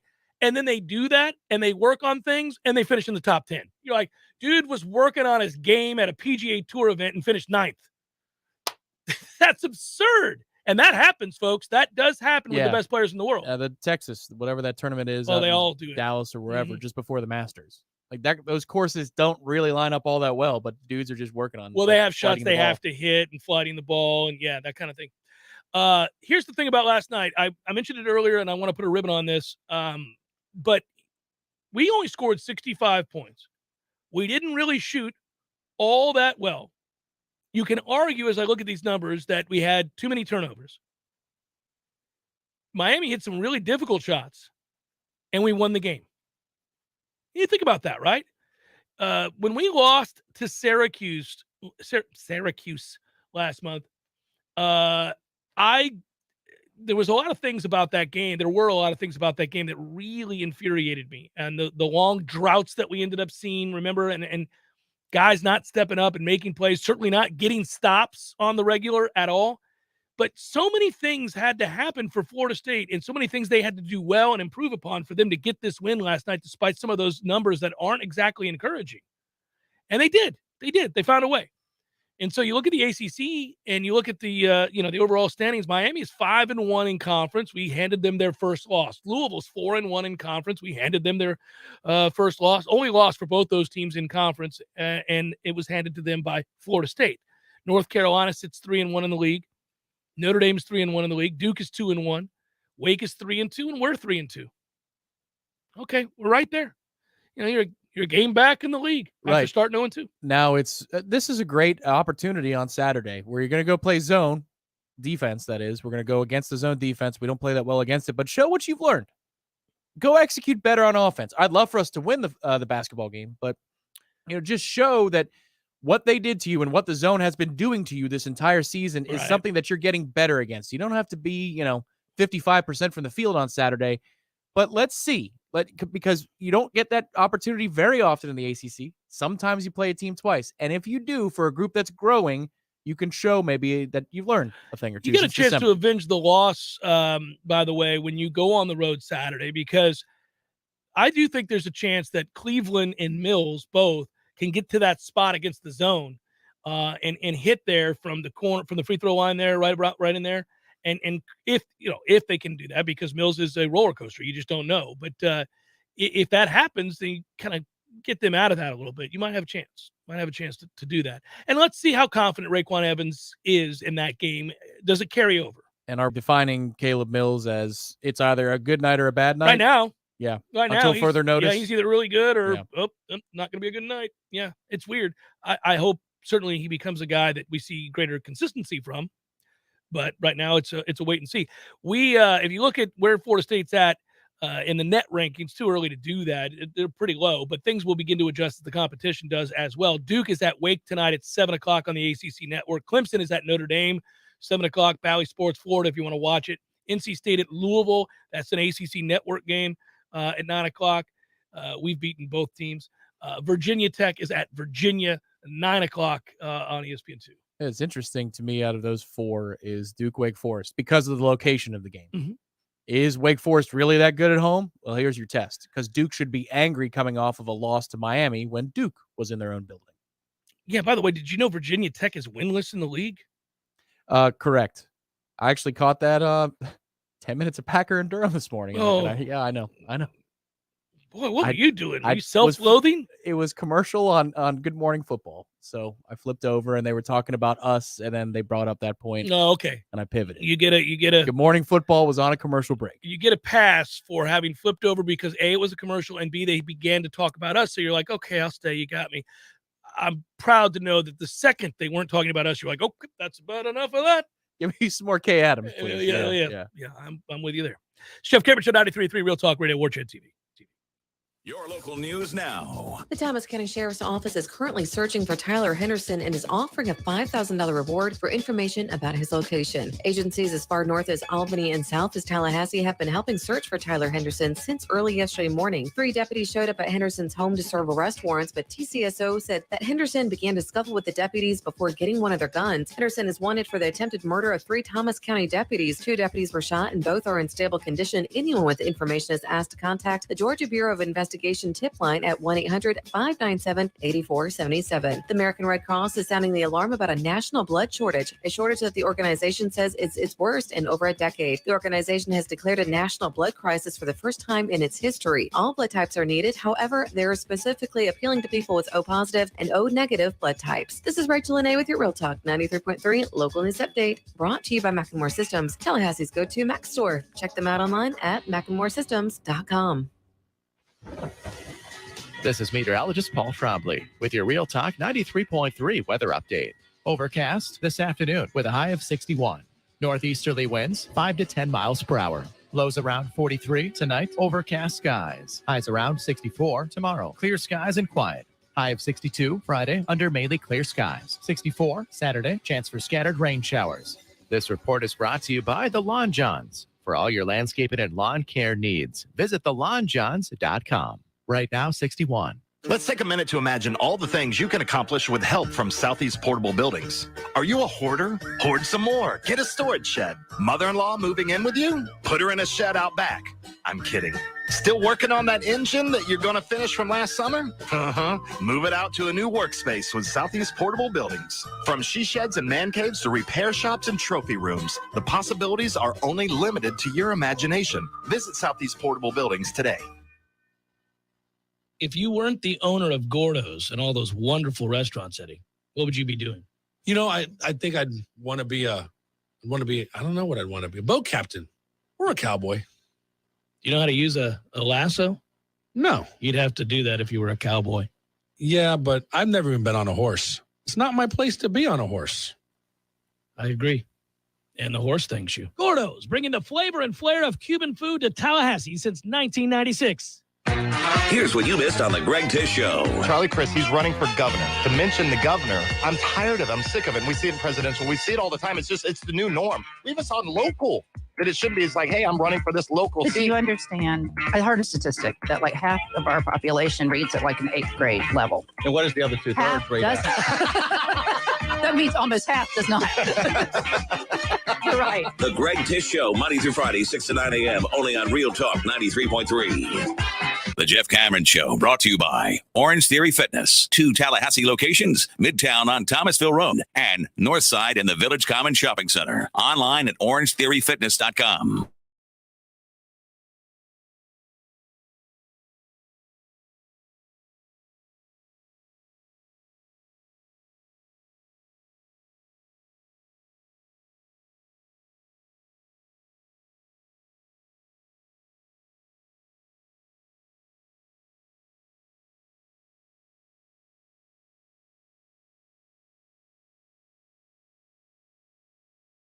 Expected back when he was at Louisville in that final year, and then over the course of this year, it's also, I think, been proven true. And Tom, it's funny because we've talked about players over the years. We're always first guessing, kind of our job to kind of go look at these guys coming out and who we think is going to be a good quarterback in the league is always one of the more enjoyable debates. We do it for mocks, have fun with it. We both like Joe Burrow. I think most people did. It's hard not to like Joe Burrow coming off that season that he had at LSU, record-breaking as it was. But there were signs certainly of all the throws he could make. Now, he was not the same sort of player that wows you from an arm strength standpoint as others, although it was more than sufficient. But there were other things. And one of those things was that every time I looked at his face, I saw a guy that looked like he really enjoys beating people. Like, there's a sinister sort of red-ass quality to him that is inherent to most of the really good quarterbacks. And I know that sounds an awful lot like eye test nonsense, but when you look at him, the way he looks at the game and sort of the I don't give a blank about what you're thinking of me in this moment, you always want to see that in a weird way from your quarterback. So I'm thinking about the post-celebratory cigars and when he's in college, right? The gunning of beers in front of the camera with no blanks given, the cool videos that he was a part of, and then his foray into being bold right off the bat as a rookie and making certain proclamations for the Bengals of all people. You thought, that dude's he's got a little what for, and it doesn't feel fake. Oh, it takes being wired a certain way to be a quarterback of that franchise and not worry about it. It's going to take that type of player for the Jets. And maybe Zach Wilson is going to grow into that player. But you've got to have, when you go to a place that's been terrible forever and you're going to flip it, you've got to have a different kind of wiring to you because there's extra baggage that comes along with it. It's like breaking a curse. You got to be a certain kind of team. Those Red Sox were perfect to break the curse. The fear and the weight of that moment, even being down 3-0, didn't bother them. They were all like knuckleheads and weird and believed like legitimately. They didn't just say it to say it. Like you're like, man, they kind of feel like they're going to win. At 3-1, when he says, don't let us get it to 3-2. And then you're like, well, I think they're serious about this. Well, read that article today because you'll hear from players and you'll hear from coaches. And they're talking about how it's hard to describe what he has. You have to experience the full scope of who Joe Burrow is, that he's galvanizing and uniting on and off the field. Like the guys love him. Like every player on that team seems to love him in a weird way. And the LSU players said the same thing. They talk about him kind of being a chameleon, but he's really good at communicating. He silently stews over things that piss him off and then finds the right way to relay that without being off-putting to players and instead getting them to buy into whatever it is he wants them to do. That's a unique skill set, right? He's a grinder. And then in addition to that, he has an unrelenting swagger, which is an annoying word that I never use, but fits him perfectly. He's arrogant as hell, but just to the point where you're like, that's okay. You're not crossing a line. You're close. You're tap dancing on it, but you're not crossing it. I like you. Yeah, that's how we felt about Rodgers before he opened his mouth about other things. Well, we felt that way about Rodgers for years and years and years. Even when he did open his mouth, it wasn't until later that he said a bunch of dumb things. But yes. Well, he was friends with Ryan Braun. We should have we should have known right then and there. That was probably the first time where I was like, that is weird. You are friends with Ryan Braun. Okay. But I do love hearing that because the cockiness that he has and dancing up against that line, it's apparent in the looks that he gives in game. I love it. Can we also differentiate that? That's something that Jameis did not have in the NFL. It was always about acquiescing to the veterans, whereas Joe doesn't give a damn how long you've been in the Joe league. walked in with it. Yep. Mm-hmm. It was Big almost difference. It was almost like Joe walked in and went, "You guys have been losers. Thank God you drafted me." Right? Yeah. Really? Everything about his gait says that. He's like, guys, I was really worried you were going to screw yourselves again by taking somebody other than me, but you didn't. So you're in luck. Let's go. Let's get to work. It's crazy. And then, right from the beginning of this year, he was funnier than hell when he sat there and told everybody when they were talking about the playoff odds and whether or not they could make it. He's like, well, the quickest way to ensure you get to the playoffs is just win the division. So we'll win the division. Really? In year 2, coming off a devastating injury with no offensive line, you're going to tell the world that you're going to win the division. Yes. And they did. I don't know. We talked a lot about whether or not. Now, if they change the helmets, we're in business, Then now you got a real franchise. Just get rid of the helmets. Yeah, I agree. I don't know if you saw he did the LinkedIn, Facebook, Instagram, Tinder picture thing. Tinder? Yeah. So they did a thing where Joe Burrow is in his different personalities, and it's with a shirt that says Bengals run the North. Oh, yeah. And so he has LinkedIn, and he's buttoned up, and he's just going, we're number one. And then he's got Facebook, and it's like him and the bros, and they're pointing at each other. Then they did Instagram, and it's like, I don't know, it's short of, it's like hip hop themed. And then Tinder is, yeah. Yeah.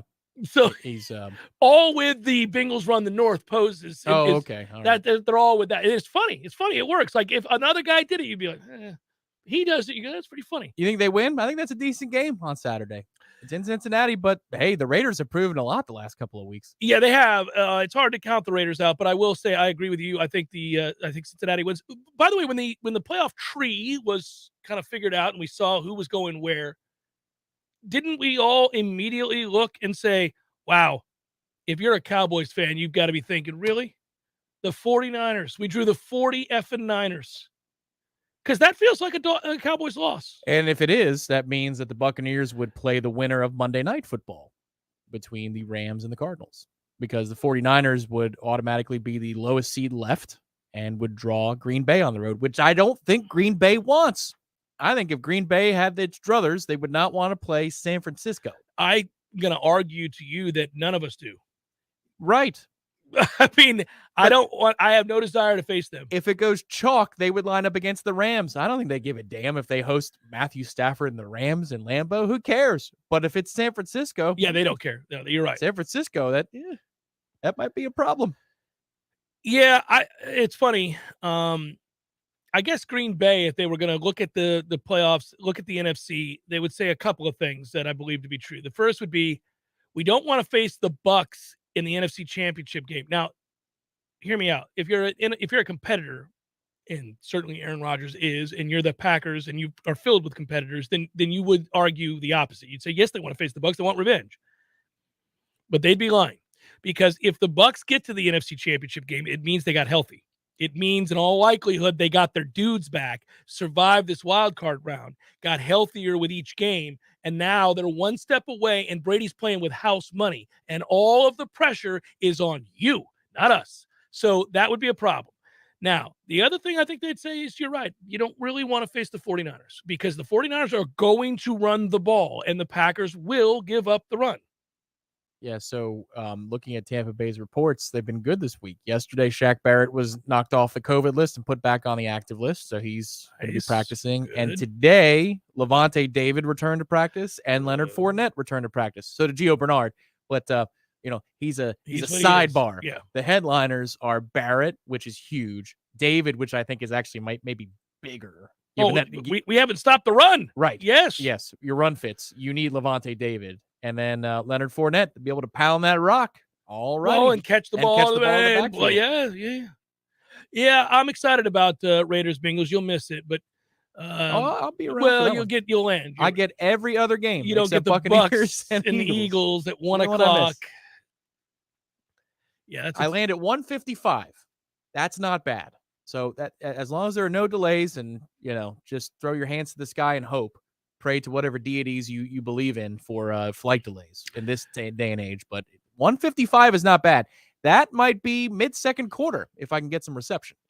Of note, love the Bengals-Raiders game. Taking the Bengals. Tomorrow's Redemption Thursday. I'll have picks for all of these games with the spread. Eagles-Bucks. Going to take the Bucks, but I'm not going to lie. I'm nervous about the game. Feel better with today's report out of practice. Steelers-Chiefs. I feel like the Steelers have stolen a place in the playoffs away from 5 or 6 other teams that are worldly better, much better, I should say, worlds better. So the Chiefs will stomp the Steelers. I took the Bills to beat the Patriots. I took the 49ers to roll in and kick the Cowboys fans in the testicles. And then I took the Rams to beat the Cardinals. Now, that's just winners. Does that game have any juice for you on Monday Night Football? None. I'll watch it. It's a playoff game. Yeah, but it doesn't really. I was thinking they'd put a better game on Monday to try and get people to begin to convert and get used to this idea. But, Rams Cardinals is. Well, there's a couple of reasons why I think that is. First of all, the Cardinals did beat the Cowboys, but prior to that, they had lost to the Colts, who we saw not make the playoffs. They lost to the Lions, decidedly. They lost to the Rams. And they later lost to the Seahawks, as we know. Gave up 38 points doing it. Right. They kind of limped into the damn playoffs. Usually the 4 p.m. Saturday game is the one on Wild Card Weekend that everybody's like, if I see it, I see it. If I don't, I don't. I remember a couple of years ago, it was at Epcot. And I'm like, let's just check it out. I think it was Buffalo, Houston, or something like that.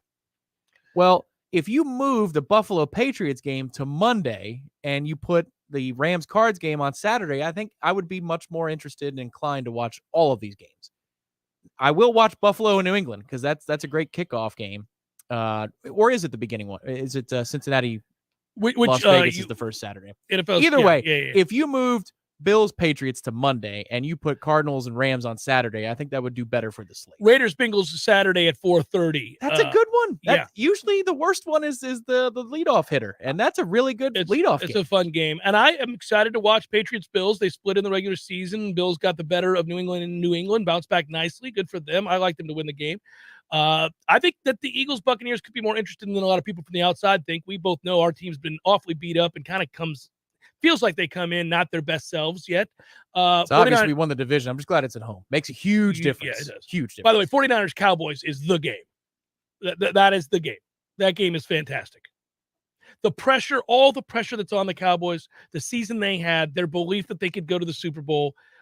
They have weapons. They've had a great season, and they're hosting. Don't fool around and lose the wild card game. And then also the fact that San Francisco is staring at a 17-0 deficit, and Jimmy helped lead them back. That's probably the most they believed in Jimmy G in that locker room since on the way to the Super Bowl. Yeah.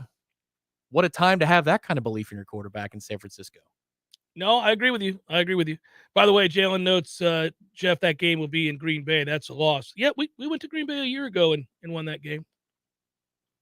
Right there in Green Bay. They've hosted several NFC championship games in a row and lost them all. They've lost what them. Are we doing? Yeah, they've lost 2 straight. One of them to us. It's like 7 straight. It could be the 3rd. Yeah, they're steady hosting NFC championship games with a lot on the line at Lambeau and then losing. It's only got the 1 Super Bowl. I mean, come on. The world's greatest. We'll come back, wrap it up momentarily. I may be Dr. Nina Ford Johnson, but I'm a mom first. My babies are my top priority, always.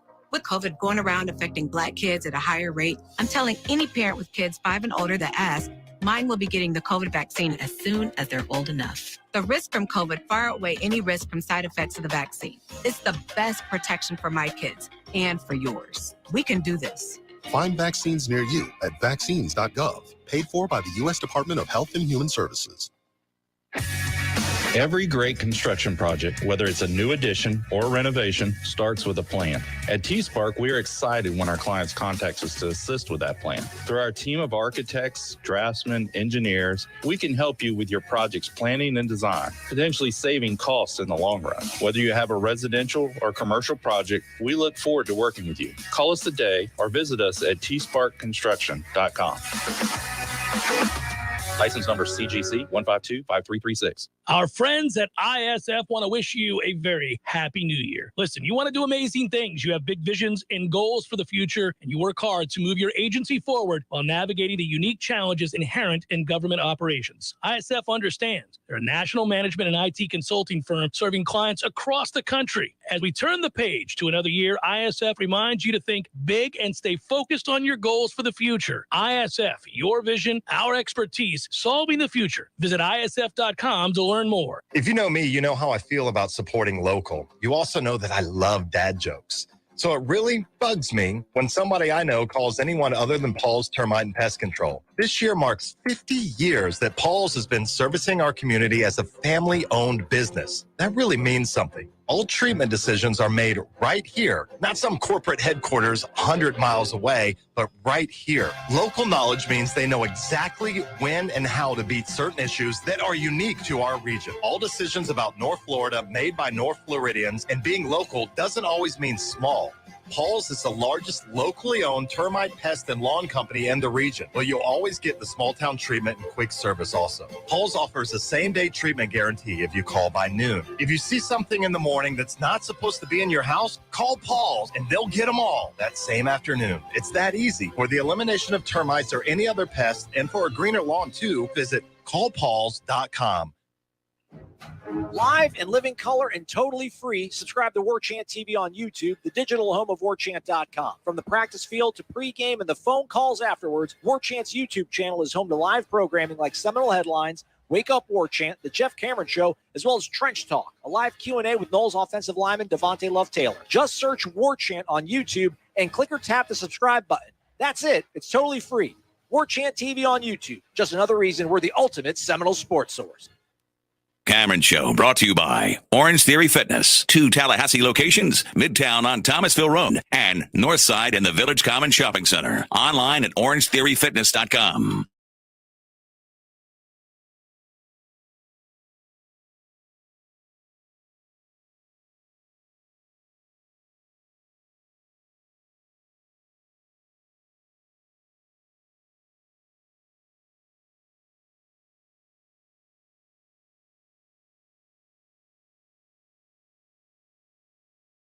Right now, I'm in kind of a holding pattern. Yeah.